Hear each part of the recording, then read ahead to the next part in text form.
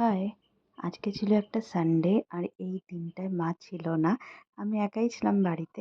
তাই ভাবলাম আজকে খুব ঝটপট টাইপের কিছু রান্না করতে হবে। তাই বাজার থেকে নিয়ে এসেছিলাম চিংড়ি মাছ। চিংড়ি মাছগুলো আমি নিজেই বাড়িতে ক্লিন করি।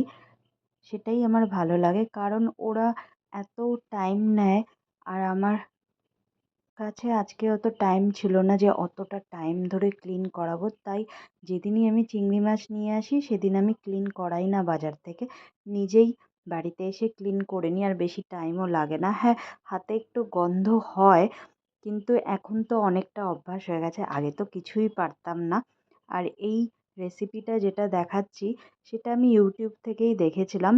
আর এটাতে অনেকটাই অয়েল লাগে। আমি চেষ্টা করেছি যতটা কম সম্ভব অয়েলে কুকিং করা যায়।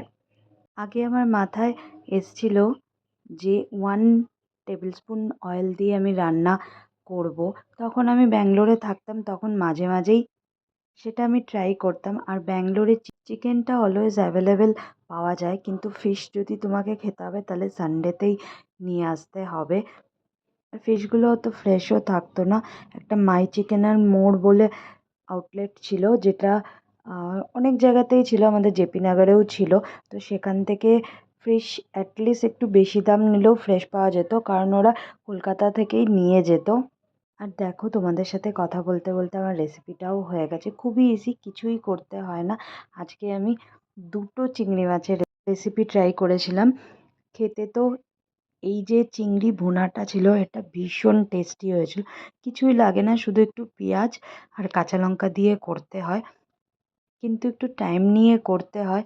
দুটো রেসিপি ভীষণ ভালো হয়েছিল। চিংড়ি ভুনাটার তো কোনো জবাবই নেই। ফার্স্ট টাইম আমি ট্রাই করলাম। আর কচুর লতি দিয়ে চিংড়ি মাছ কার না ভালো লাগে বলো। দুপুরের লাঞ্চটা একা একাই সারলাম, বাট ভীষণই এনজয়